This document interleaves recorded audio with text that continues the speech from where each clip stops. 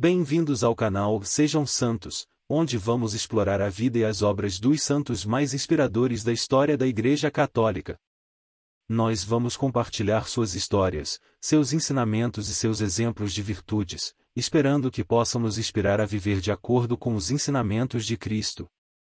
Então, se você quer aprender mais sobre esses santos e descobrir como suas vidas podem ser caminhos que nos levam a Jesus Cristo para nós hoje, inscreva-se no nosso canal e deixe o seu like.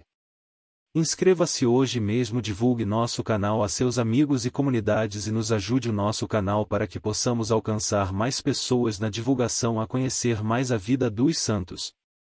Onde a santidade é uma jornada diária. Faça parte dessa comunidade de busca pela santidade.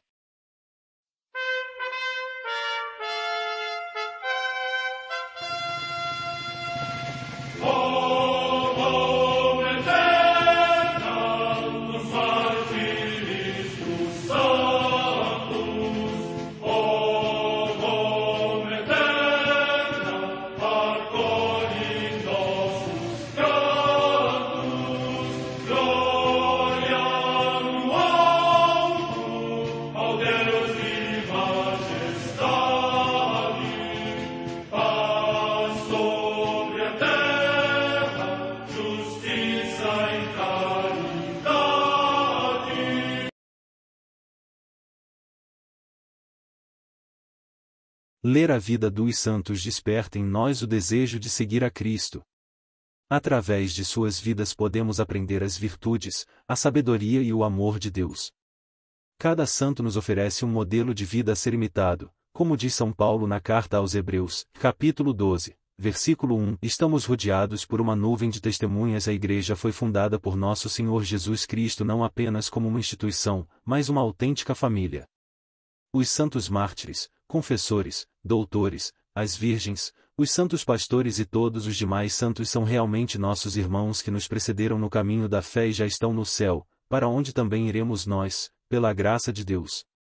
Portanto, sede santos, assim como vosso Pai Celeste é santo. Mateus capítulo 5, versículo 48. Hoje, dia 18 de janeiro, celebra a Igreja a vida dessa grande santa, Santa Margarida da Hungria.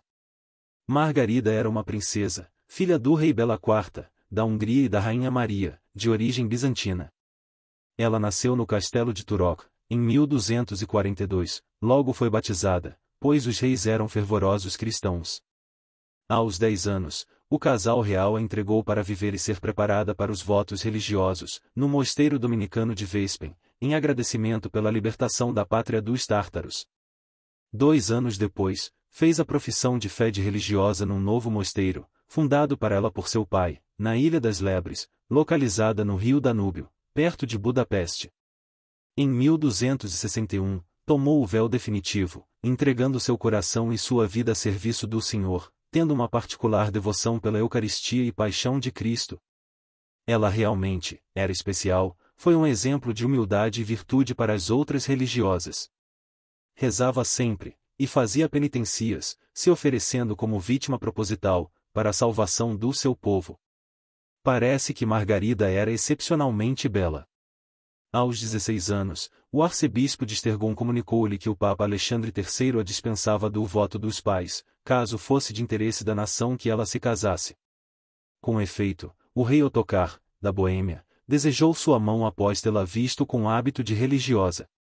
Margarida, porém, estando acompanhada da prioresa, declarou: honras-me sobremaneira, rei valente e poderoso, ao desejares que seja tua mulher, e está muito longe de mim desprezar a vocação de esposa.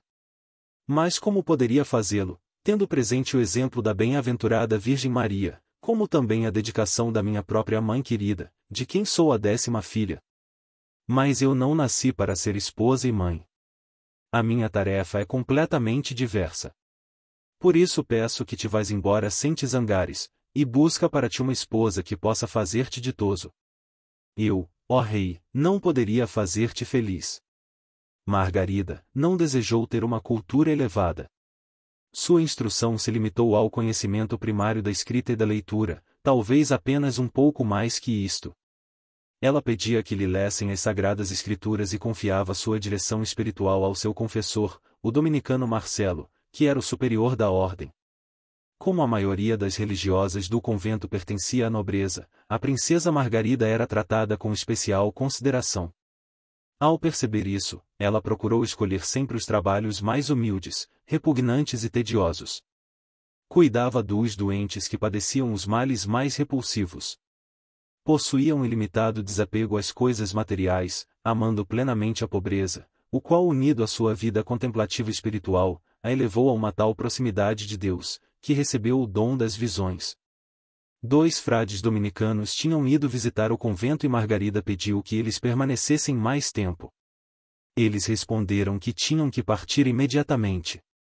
A menina lhes disse: "Vou obter que Deus faça chover de tal forma, que não podereis ir embora." Embora os frades dissessem que não haveria chuva que os detivesse, Margarida foi para a capela para rezar. A tormenta que desabou em seguida foi tão violenta, que impediu os frades de partirem. Este episódio lembra o famoso caso ocorrido com Santa Escolástica e São Bento. Ela se tornou uma das grandes místicas medievais da Europa, respeitada e amada pelas comunidades religiosas, pela corte e população. Morreu em 18 de janeiro de 1270, no seu mosteiro. A sua sepultura se tornou meta de peregrinação, pelas sucessivas graças e milagres atribuídos à sua intercessão. 1 ano depois da sua morte, seu irmão, Estevão V, rei da Hungria, encaminhou um pedido de santidade a Roma. Mas este processo desapareceu, bem como um outro, que foi enviado em 1276. Porém na sua pátria e em outros países, Margarida já era venerada como santa. Depois de muitos desencontros, em 1729 um processo chegou em Roma, completo e contendo dados de autenticidade inquestionável. Neste meio tempo as relíquias de Margarida tinham sido transferidas, por causa da invasão turca, do convento da Ilha das Lebres para o de Presburgo em 1618. Em 1804, mesmo sem o reconhecimento oficial, seu culto se estendia na ordem dominicana e na diocese da Transilvânia. No século XIX, sua festa se expandiu por todas as dioceses húngaras.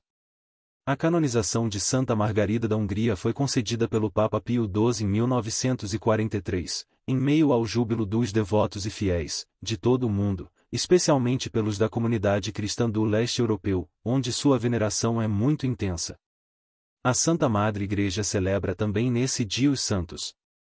Em Cartago, na atual Tunísia, os santos mártires Sucesso, Paulo e Lúcio, bispos, que participaram no concílio realizado nesta cidade e sofreram o martírio no tempo do imperador Décio.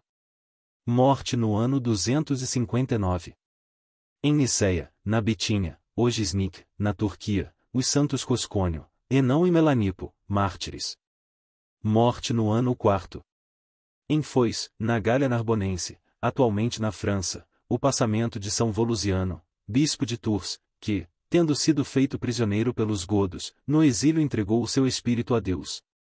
Morte no ano 498.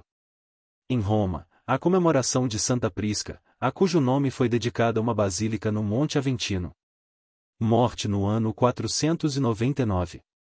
No mosteiro de Lourdes, na Borgonha, atualmente na França, São Deícolo, abade, que era natural da Irlanda e discípulo de São Columbano e, segundo a tradição, fundou este mosteiro. Morte no ano 7. Em Ferrara, na Emília, atualmente Emília-Romanha, região da Itália, Santa Beatriz de Este, monja, que, depois da morte do esposo, abandonou a nobreza do mundo e se dedicou a Deus no mosteiro por ela fundado sob a regra de São Bento. Morte no ano 1262. Em Cremona, na Lombardia, região da Itália, o beato Fácio, que, sendo ourives de profissão, veio de Verona para esta cidade, onde se dedicou inteiramente à penitência, às peregrinações e ao cuidado dos enfermos. Morte no ano 1272. Em Morbegno, nos Alpes, também na Itália, o beato André de Peschiera Grego, presbítero da Ordem dos Pregadores, que durante muito tempo percorreu a pé toda a região, vivendo austeramente junto dos pobres e ganhando a afeição fraterna de todos. Morte no ano 1485. Em El Áquila, nos Abruzos, região da Itália, a beata Cristina Matias Sicarelli, virgem da Ordem de Santo Agostinho. Morte no ano 1543. Em Braniewo, na Prússia, na atual Polônia, a beata Regina Prottmann, virgem, que, movida pelo amor dos pobres, se dedicou intensamente ao serviço dos indigentes e fundou a Congregação das Irmãs de Santa Catarina. Morte no ano 1613.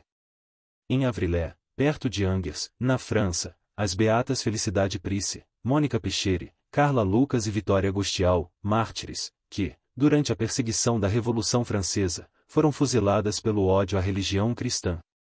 Morte no ano 1794. Em Cássia, na Itália, a beata Maria Teresa Fassi, Maria Joana Fassi, abadesa da Ordem de Santo Agostinho, que aliou a ascese e contemplação às obras de caridade para com os peregrinos e os indigentes. Morte no ano 1947.